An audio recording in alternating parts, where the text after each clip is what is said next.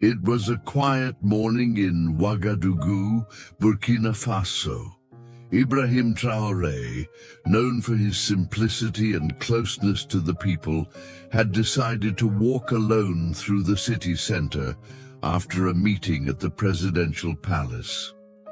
He enjoyed these moments of reflection, away from the formalities of office, where he could directly observe the realities lived by his people. As he passed through a busy square, something caught his attention. Under the shade of a tree, an elderly man dressed in worn-out clothes sat on a makeshift bench made from wooden boxes. He held an old book in his hands, carefully reading each page while ignoring the chaotic sounds around him.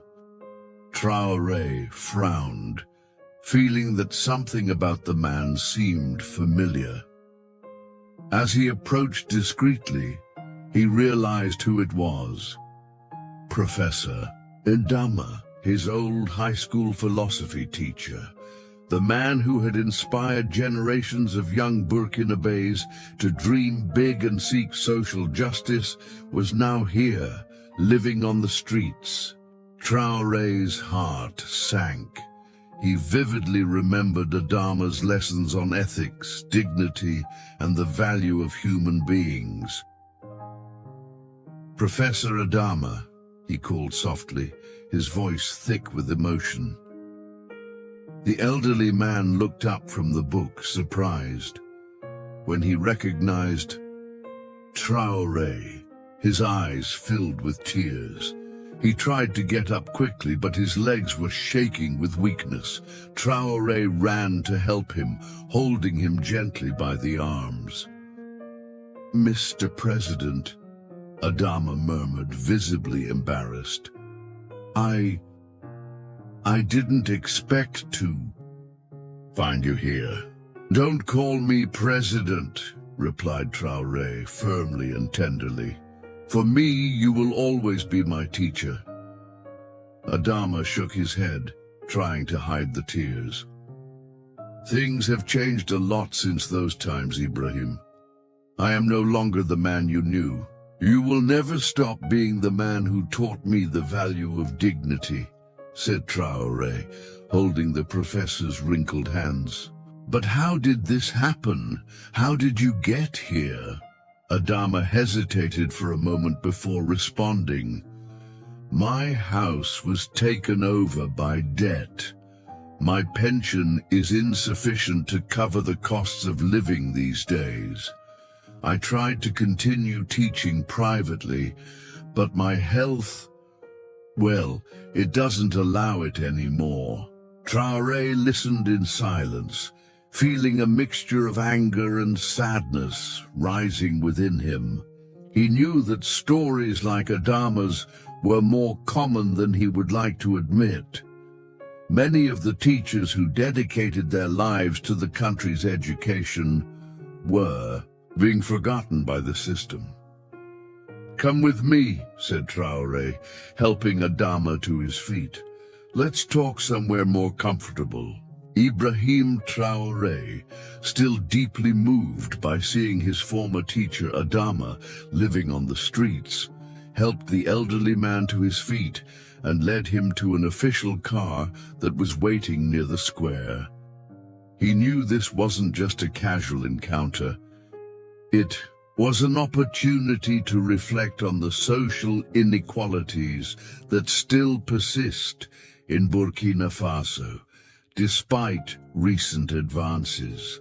On the way to a small local bank where he used to resolve personal issues, Traoré decided to use his position to initiate significant change. He asked the driver to stop in front of the bank, where he entered, accompanied by Adama. The bank manager, a young, well-dressed man named Sosten, was visibly surprised to see the president enter, especially accompanied by someone so simply dressed. "Mr. President," said Sosten, hurrying to greet him, "it is an unexpected honor to have you here." How may I help you?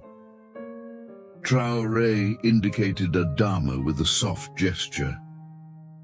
This is Professor Adama, my former master.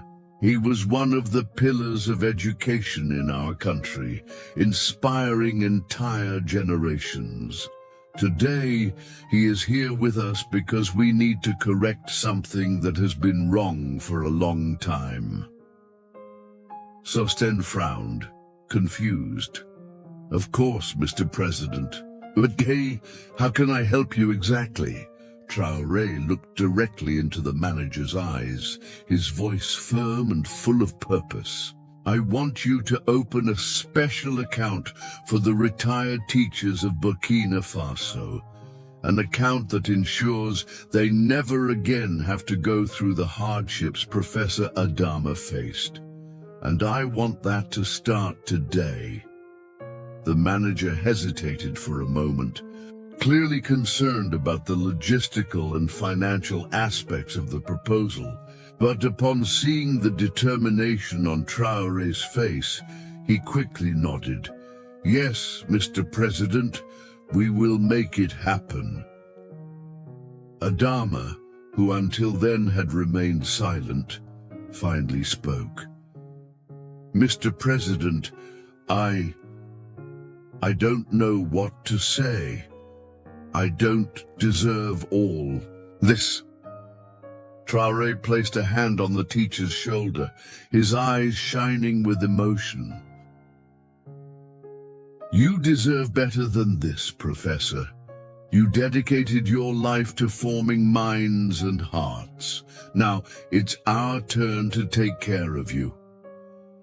While Sosten began working on the bureaucratic details, Traoré sat next to Adama on a simple sofa on the bench.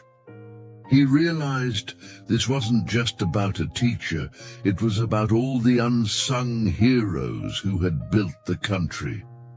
Professor, said Traoré, his voice soft but full of conviction, you taught me that true wealth lies in knowledge and dignity. Today, we are taking one small step to ensure that others like you can also live with dignity.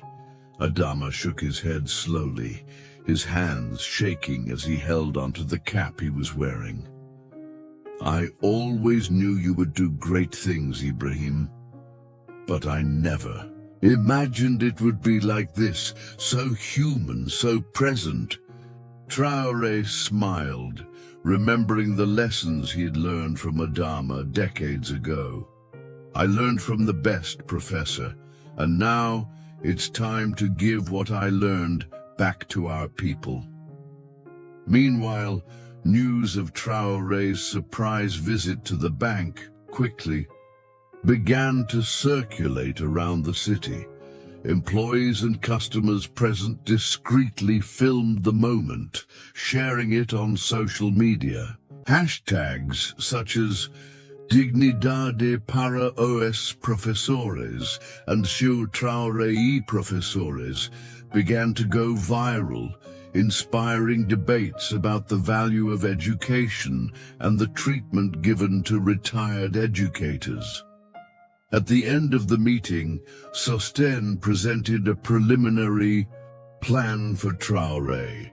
Mr. President, we will create a special account for retired teachers with additional government-funded benefits.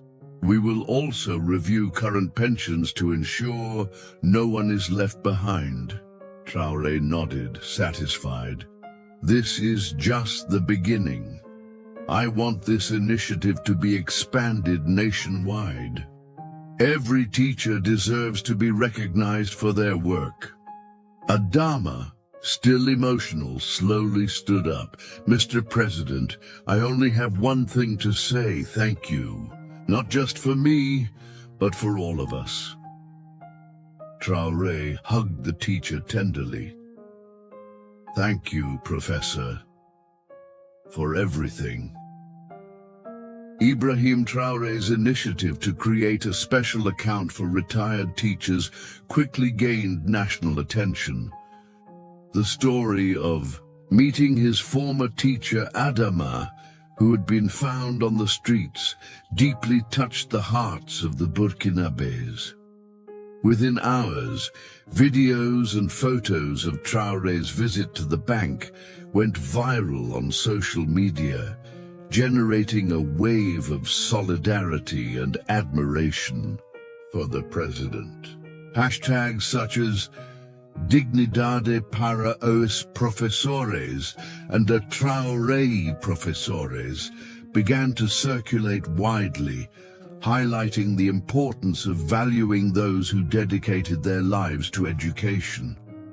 Many citizens shared personal stories about teachers who inspired them, while others called for similar measures for other neglected categories such as nurses and elderly farmers.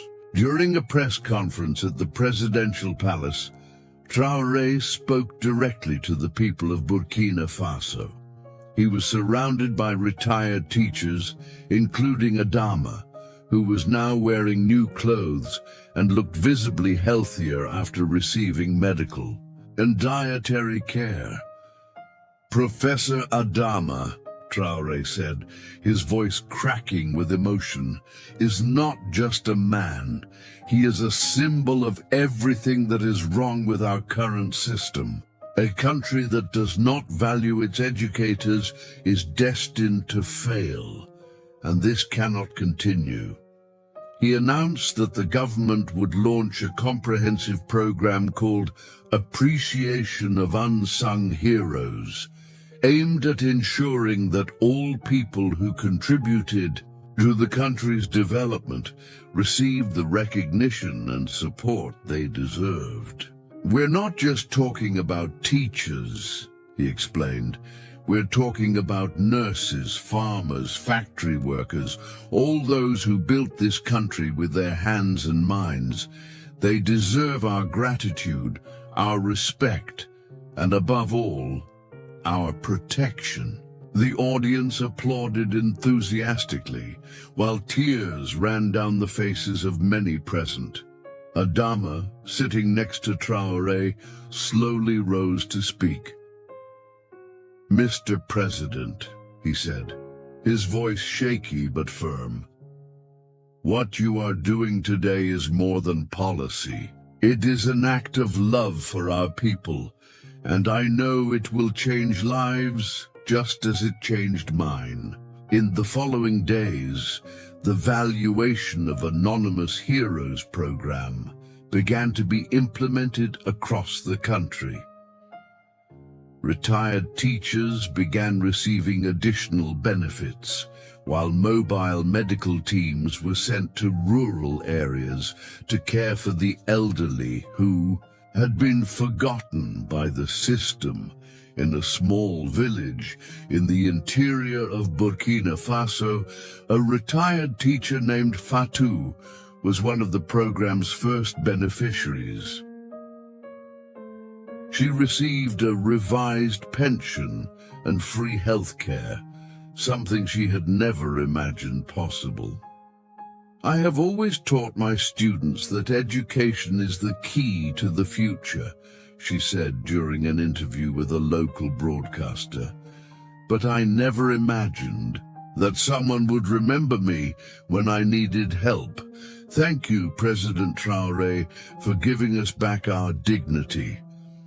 Meanwhile, international media also began to highlight Traoré's initiative as a powerful example of humanitarian leadership. Newspapers and magazines published articles praising the president for his ability to transform personal moments into meaningful public policy. Traoré is not just governing a country. He is restoring the soul of a nation, wrote a columnist. For The Guardian, his commitment to dignity and equality is a lesson for leaders around the world. In the months following the implementation of the Valuing Unsung Heroes program, Burkina Faso began to experience a profound transformation in its society. The initiative not only improved the quality of life of thousands of elderly people, but also awakened a feeling of pride and gratitude among the entire population. People who previously felt forgotten by the system now had their voices heard and their needs met. During a special ceremony organized in the center of Ouagadougou, hundreds of people gathered to celebrate the progress made by the program. Among those present were retired teachers, elderly nurses, veteran farmers, and even young students who had been inspired by the stories of these unsung heroes. Ibrahim Traoré took the stage simply, wearing traditional Burkinabe clothes. He looked out at the crowd, visibly moved to see so many people whose lives had been transformed by the program. "Today," he said, his voice thick with emotion, "we are not here just to celebrate numbers or public policies.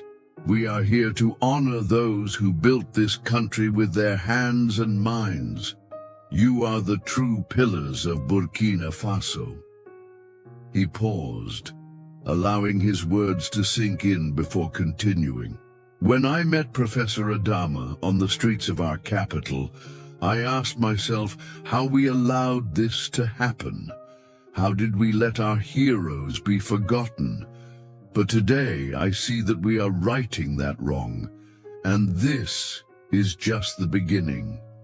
Adama, sitting in the front row, slowly stood up to speak. He walked to the microphone with difficulty, but his eyes shone with pride. "Mr. President," he said, his voice shaky but firm, "you have given us back something we thought we had lost forever. Our dignity, and most importantly, you have shown us that a leader must be, above all, human."